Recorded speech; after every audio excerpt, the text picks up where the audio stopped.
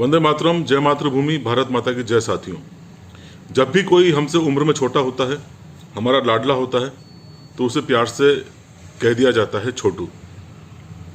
लेकिन कहते हैं ना, नाम में क्या रखा है। यदि व्यक्तित्व का आभा मंडल इतना बड़ा हो कि वह प्रत्येक दायरे को, प्रत्येक सीमा रेखा को पार कर कर अपनी एक अलग पहचान स्थापित कर ले, तो छोटू नाम भी इतना वृहद एवं विहंगम दिखाई देगा कि जिनका गुणगान आने वाली पीढ़ियां तक करेंगी।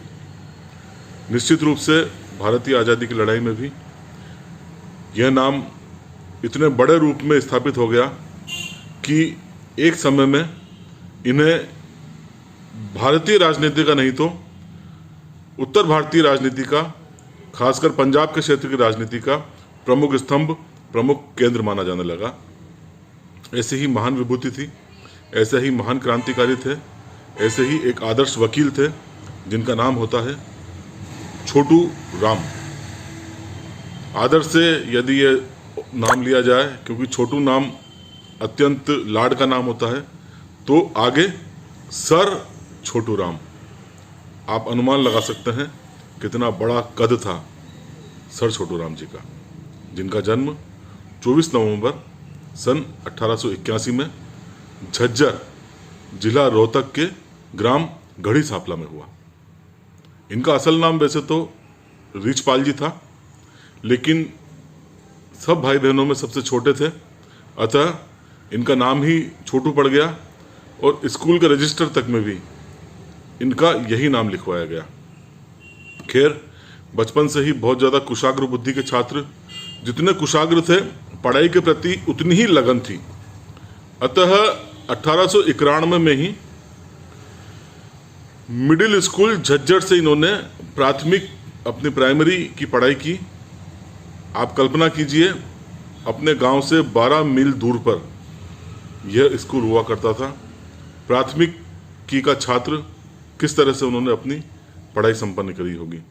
खैर, 1903 में इन्होंने इंटरमीडिएट की परीक्षा पास की। इसके बाद अत्यंत प्रतिष्ठित दिल्ली का सेंट स्टीफन कॉलेज से इन्होंने स्नातक की परीक्षा प्राप्त की। परीक्षा एवं शिक्षा एक अलग चलती रही। समानांतर रूप से समाज सुधार, क्रांति एवं मुख्य रूप से वैदिक एवं आर्य समाज में इनकी रुचि। वैदिक धर्म एवं आर्य समाज से ये बहुत ही अल्प समय आयु में ही, अर्थात अपने विद्यार्थी काल में ही जुड़ गए। एक महत्वपूर्ण बात जो है, सेठ छाजूराम जी ने इनकी योग्यता को देखते हुए, इनके गुणों को देखते हुए इनकी शिक्षा में बहुत महत्वपूर्ण भूमिका का निर्वाह किया। सन 1907 में इन्होंने एक अंग्रेजी भाषा के समाचार पत्र हिंदुस्तान का संपादन किया, लेकिन ये बहुत ज़्यादा लंबे समय तक नहीं कर पाए, क्योंकि इनका लक्ष्य था कानून की डिग्री प्राप्त करना। अतः 1907 में यह, क्षमा चाहूँगा, 1911 में यह वकालत की डिग्री करने के लिए आगरा चले गए। 1907 में आगरा चले गए एवं 1911 में उन्होंने अपनी वकालत की डिग्री संपन्न की। इसके बाद वकालत की डिग्री प्राप्ति के दौरान ही, अध्ययन अध्यापन के दौरान ही, इन्होंने मेरठ एवं आगरा के आसपास के क्षेत्रों का गहनता से अध्ययन किया एवं तदुपरांत चौधरी लालचंद जी के साथ यह सन 1912 से वकालत करने लग गए। वकालत के साथ साथ ही अब यह समाजोत्थान के कार्यों में जुड़ गए। महत्वपूर्ण रूप से अपना जो स्वयं का जाट समुदाय था उनको एकीकृत करना, आज़ादी की लड़ाई के लिए प्रेरित करना, समाज सुधारों के लिए प्रेरित करना, इनका यह महत्वपूर्ण उद्देश्य, महत्वपूर्ण लक्ष्य बन गया। अतः 1912 में ही इन्होंने जाट महासभा का गठन किया एवं महान समाज सुधारक एवं क्रांतिकारी के रूप में अब तक यह अपने आप को स्थापित कर चुके थे। यह मानते थे कि जब तक आने वाली पीढ़ी का शिक्षा में एक महत्वपूर्ण विकास नहीं कराया जाता, तब तक आज़ादी की लड़ाई बहुत ज़्यादा कठिन हो जाएगी। अतः इन्होंने महत्वपूर्ण शिक्षण संस्थाओं की स्थापना में अपना महत्वपूर्ण योगदान दिया, जिसमें जाट आर्य वैदिक संस्कृत हाई स्कूल महत्वपूर्ण है। 1 जनवरी सन 1913 को रोहतक में ही जाट आर्य समाज की एक विशाल सभा हुई, जिसमें इन्होंने एक बड़े स्कूल की स्थापना का प्रस्ताव दिया। प्रस्ताव मुक्त कंठ से पारित हुआ। 7 सितंबर सन 1913 को यह स्वप्न इनका साकार हुआ एवं एक बड़ा स्कूल, जाट स्कूल की स्थापना सन 1913 सितंबर में हुई। अच्छा, वकालत की बात की जाए, एक आदर्श वकील की बात की जाए, इस क्षेत्र में भी इन्होंने अपने तमाम जितने भी ईमानदारी के मापदंड होते हैं उनका पालन किया। कभी भी इन्होंने झूठे मुकदमे नहीं लिए।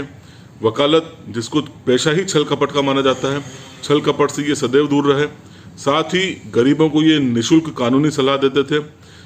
उस दौर में जो गरीब मुवक्किल होते थे उनके साथ काफ़ी अनादर किया जाता था। इन्होंने हमेशा ये सदैव ध्यान रखा कि मुवक्किलों का संपूर्ण रूप से, माकूल रूप से आदर किया जाए। इस प्रकार इन्होंने एक आदर्श वकील के रूप में भी अपनी एक विशिष्ट छाप छोड़ी। 1915 में यह जाट गजट नाम के क्रांतिकारी पत्र की इन्होंने स्थापना की। यह समाचार पत्र हरियाणा का सबसे पुराना समाचार पत्र माना जाता है, जो कि आज भी छपता है। इस समाचार का महत्वपूर्ण लक्ष्य क्या था? ग्रामीण जनजीवन के उत्थान का प्रयास करना, साथ ही साहूकारों द्वारा जो गरीब कृषकों का शोषण किया जाता था, उस शोषण से उन्हें किस प्रकार मुक्ति प्रदान की जाए, यह महत्वपूर्ण आदर्श थे इस समाचार पत्र को प्रकाशित करने के पीछे। आज भी यह महत्वपूर्ण दर्शन जो है, यह शोध के विषय हैं। विद्यार्थी छोटू राम जी को पढ़कर इन क्षेत्रों में अपनी बुद्धिमत्ता का विकास करते हैं। खैर, यह बात तो रही वकालत के क्षेत्र में, सामान्य जीवन के क्षेत्र में इनका क्या योगदान रहा। स्वाधीनता आंदोलन में भी इनकी महत्वपूर्ण भूमिका रही, क्योंकि यदि आप शिक्षा से संपन्न हैं, बुद्धिमत्ता से परिपूर्ण हैं, तो निश्चित रूप से आप राष्ट्र विकास के ज़्यादा अधिक कार्य में आ सकते हैं। 1916 में रोहतक में सर्वप्रथम जब कांग्रेस कमेटी का गठन किया गया, तब यह वहाँ के कांग्रेस कमेटी के प्रथम प्रधान बने 1920 में। यही दौर था महात्मा गांधी के असहयोग आंदोलन का। सर छोटू राम जी महात्मा गांधी के असहयोग आंदोलन से सहमत नहीं थे, क्योंकि वैचारिक दृष्टिकोण से ये अधिक ज़्यादा उग्र थे। अतः इन्होंने कांग्रेस छोड़ दी। किंतु कांग्रेस छोड़ने का कदाचित यह अर्थ नहीं था कि छोटू राम जी अब निष्क्रिय होने वाले हैं। कांग्रेस छोड़ने के बाद यह और अधिक ऊर्जा के साथ संपूर्ण जाट समाज को राष्ट्रभक्ति के लक्ष्य को लेकर एकत्रित करने के लिए जुट गए। एक ही लक्ष्य था, अधिक से अधिक जाटों को किस प्रकार भारतीय स्वाधीनता आंदोलन में जुड़वाया जाए, उन्हें शामिल किया जाए। साथ ही आर्य समाज व जाटों को किस प्रकार एक मंच पर लाया जाए, यह इनका प्रमुख लक्ष्य था। इस कार्य में यह स्वामी श्रद्धानंद एवं श्री पीरू राम जी के साथ जुड़ गए। पीरू राम जी भटिंडा गुरुकुल के मैनेजर थे। आने वाले दिनों में यह इनके कानूनी सलाहकार भी बन गए। 1925 में सर छोटू राम जी ने पुष्कर में एक ऐतिहासिक जलसे का आयोजन किया, जिसका लक्ष्य भी अधिक से अधिक लोगों को भारतीय आज़ादी की लड़ाई में जोड़ना, समाज सेवा के लिए प्रेरित करना। 1934 में राजस्थान के सीकर में किराया कानून के विरोध में इन्होंने एक विशाल रैली का आयोजन किया। 10,000 जाट किसानों को इन्होंने इस जलसे में एकत्र किया। इस जलसे से छोटू राम जी का कद भारतीय राजनीति में बहुत ज़्यादा बढ़ गया। एक तरह से भारतीय राजनीति के महत्वपूर्ण स्तंभों में सर छोटू राम जी शुमार किए जाने लगे। अतः अब इनकी राजनीति में पकड़ बहुत ज़्यादा मजबूत होती गई। 1937 में सिकंदर हयात खान, जो कि पंजाब के प्रथम प्रधानमंत्री बने, उनके नेतृत्व में जब पंजाब में मंत्रालय का गठन हुआ, तो सर छोटू राम जी उस मंत्रालय में विकास एवं राजस्व मंत्री बने। अब जब यह महत्वपूर्ण सत्ता में आ गए, इनके पास निर्णयों के अधिकार आ गए, तो इन्होंने और अधिक सक्रिय रूप में खासकर गरीबों एवं किसानों के कल्याण के कार्य किए। कई इन्होंने इस तरह के कानून बनाए जो कि आज भी ऐतिहासिक हैं, जिन्हें याद किया जाता है।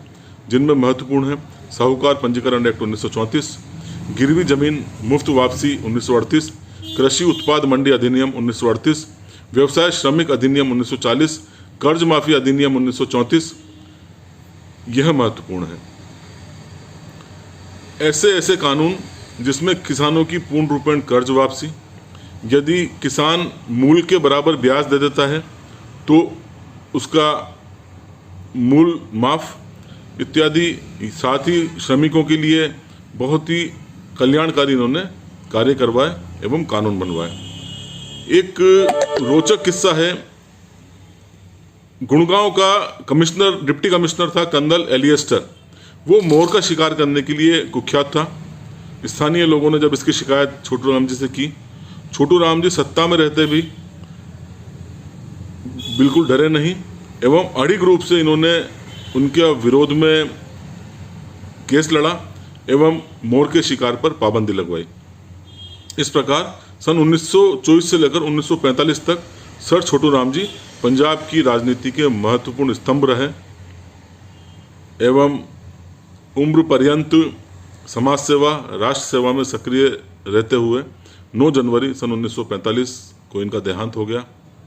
सदैव सदैव भारतीय जनमानस में, खासकर हरियाणा एवं पंजाब के क्षेत्र में जनमानस की स्मृतियों में अपनी अमिट छाप छोड़कर यह विदा हुए।